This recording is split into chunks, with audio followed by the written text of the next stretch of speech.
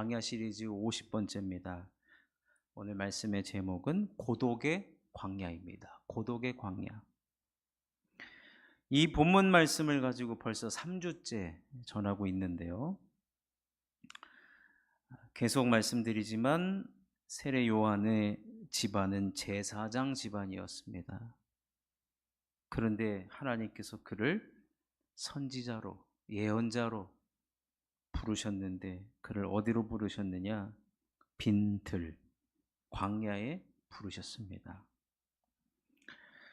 여러분, 광야에서의 삶은 고독의 삶이라고 할 수가 있습니다. 고독한 곳입니다. 당연하죠.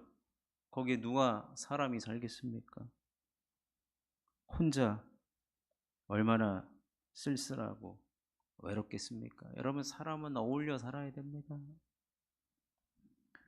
그런데 광야는 지금 세례 요한이 그곳에서 홀로, 무엇 때문에 그럼 그가 광야에 있습니까? 외치는 자의 소리, 선지자적인 삶을 살아가려고 하나님께서 그곳으로 요한을 부르신 거예요. 여러분, 지난 주일 오후에 우리 선교사님 귀한 대부분 이제 살아왔던 삶의 현장들, 간증들을 이제 이야기해 줬는데, 그 나라에서 여러분 제가 느끼는 거는 얼마나 혼자 외로울까? 네. 참 궁금해요. 왜 화장실 갈 때 불을 끄고 가는지 이 얘기를 안 해줘가지고 궁금해 죽겠어요. 근데 제가 저녁 식사 대접하면서 어렴풋이 들은 얘기는, 근데 그 나라 사람들은 외국인을 굉장히 무시한대요. 네. 외국인이고 여자면 더 무시당한대요. 그 자기가 나가면서 불 끄는 게 저 교수 외국인이잖아요. 골탕 한번 먹어봐라. 네. 여러분, 이 고독은요, 참, 이 골탕 먹이면 당하는 곳이기도 하고. 근데 여러분, 저는 이제 보수 신학을 했기 때문에 우리 신학에서 쓰는 용어를 영성이란 말은 안 써요. 들어보셨죠? 영성. 경건이라는 말을 쓰는데,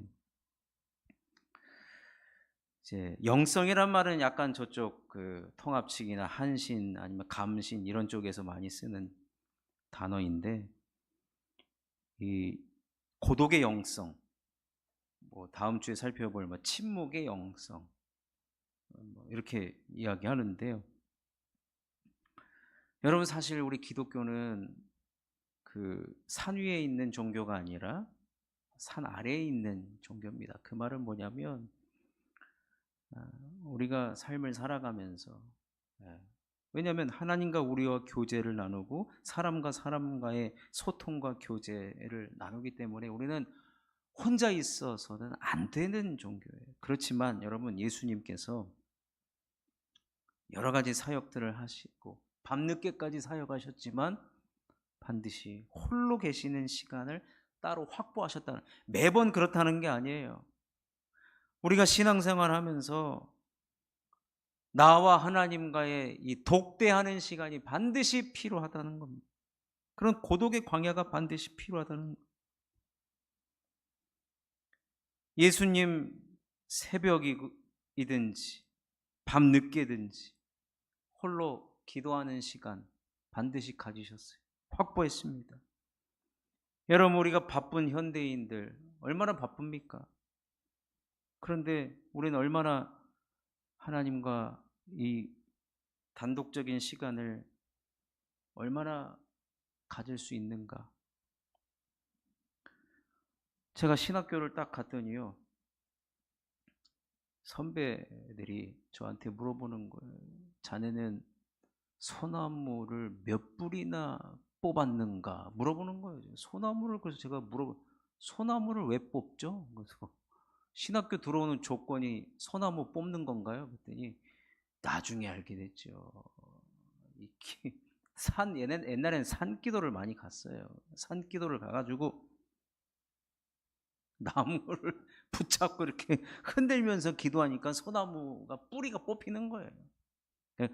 소나무 소나무 소나무 몇 마리가 아니죠. 소나무 몇 그루나 뽑고 왔냐는 것이 당신은 얼마나 이 길을 오기 위해서 이 고독의 광야를 지나왔느냐, 이제 그 이야기죠. 제가 그래서 저는 그런 것도 모르고 들어간 신학생이었죠. 갔더니 저 사당동 학교 캠퍼스에 보면요, 지금도 기도굴이 있어요. 기도굴이 한 20개인가. 그래서 때 되면 불침번으로 그 기도굴 청소하는 사람도 있고, 어떨 때는 하도 사용을 안 하면 뭐가 생기냐면 거미줄이 생긴단 말이에요. 그러면 신학생들의 기도가 지금 기도하지 않는구나. 그러면 또 교목실장님이 여러분 언제 기도하시냐? 그러면 또 뻔질나게 또 들어가서 기도굴에서 기도하면 어떻게 돼요? 거미줄이고 뭐고 다 없죠. 여러분, 과거 우리나라 명절 때 되면 기도원이 바글바글했습니다. 저도 이 흰돌산 기도원 가면 지금도 1인 기도실이 지금은 너무 잘 돼 있어요. 너무 잘 돼 있어요. 여름이면 에어컨에다가 겨울이면 온돌로 1인 기도실이 너무 잘 돼 있는데, 기도굴이죠, 기도굴. 거기서 진짜 부르짖고 눈물도 흘리고 가슴도 치고, 그때는 세상을 다 얻은 것 같죠. 여러분, 우리가 이 신앙생활은 때로는요, 함께 할 때도 있어야 됩니다. 이제 슬픔 당한 우리 김은자 권사님, 하나님이 물론 위로해 주시겠지만 함께 신앙생활은 우리가 함께 할 때 또 위로를 얻고 새 힘을 얻는 겁니다. 근데 우리가 자발적 고독의 시간을 많이 가져야 됩니다. 자발적 고독의 시간. 자발적 고독의 시간을 통해서 하나님과 홀로 있으면서 나 자신을 한번 돌아보고, 내가 얼마나 기도 생활을 해왔고 어떻게 신앙 생활을 해왔고 돌아보는 시간이 반드시 필요합니다. 그때는요, 나하고 오직 주님만 보이는 거예요. 그래서 그때는 부르는 찬송이 한 가지, 나 구주 위에 살리라, 그리고 온 세상 위하여, 이런 거밖에 안 불러요.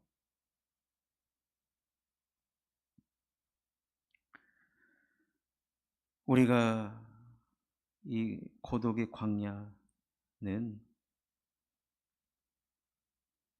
여러분, 제가 지난주에 선교사님 얘기 잠깐 했잖아요. 근데 한편으로는 너무 감사하더라고요. 아이고, 나를 그곳으로 부르시면 어떡하지?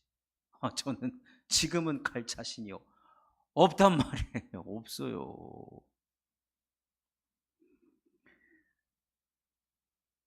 그런데 그곳에서 10년 가까이를 고독한 생활을 이어나간다. 참, 이게 하나님 은혜가 또 필요하죠. 하나님의 은혜가. 그러니까 여러분, 우리도 지금, 그래서 제가 봤을 때는 우리가 언제 고독의 시간과 고독의 장소를 찾을 수 있는가 보면은, 낮에는 바빠요. 밤에도 바쁩니다. 고요한 새벽밖에 없더라고요. 새벽 기도 놓치면 사실 기도할 시간이 없어요. 하여튼 여러분들의 삶의 그 사이클로 이 고독의 시간을 자주자주 일부러라도 갖는다는 것 너무 중요합니다. 항상 이 무리 속에서 받는 은혜도 있고 도전도 있고, 또 다른 사람의 삶을 나누고 도전받고 기도 제목으로 삼는 거 너무 중요하지만, 이 고독의 시간도 반드시 필요합니다. 반드시 필요해요. 그래서 제가 해볼까 말까 지금 기도 중인데, 시간대로 성전에 오셔서 릴레이로 이제 기도를 하는 거죠. 혼자서 한 시간을 책임지도록 하는 이 고독의 광야의 기도가 좀 필요하지 않는가. 이럴 때는요, 여러분 억지로라도 해야 됩니다. 우리 찾아서 하지 못하잖아요. 여러분 흰돌산 기도원 기독을 가실 겁니까? 안 간단 말이에요. 아니면 여기서 금요기도회 다 끝나고 철야를 하셔도 좋습니다. 어떻게든지 여러분 고독의 광야의 세계로 들어가면 우리들의 생각의 실타래들을 정리할 수 있을 뿐만 아니라 홀로 있을 때 우리의 마음이 고요해지기도 하고 그때 주님의 말씀을 더 깊이 있게 여러분 그럴 때 장점이 제가 보니까 뭔가 보니까 내가 잊혀졌던 기도, 응답 아직 안 받았는데 잊혀졌던 기도가 생각날 때가 있어요. 그리고 다시 그 기도를 시작할 때가 있습니다. 까먹고 살았던 것들.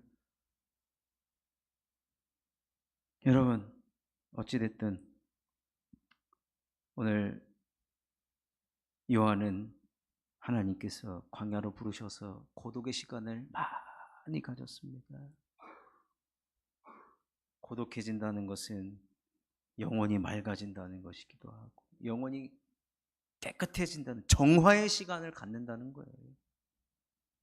여러분 신앙생활하는 가운데 정기적으로 이러한 고독의 광야의 시간을 또 가졌었으면 좋겠고 그럴 때 주시는 더 큰 은혜를 사모하시는 저와 여러분이 되시기를 주님의 이름으로 축원합니다.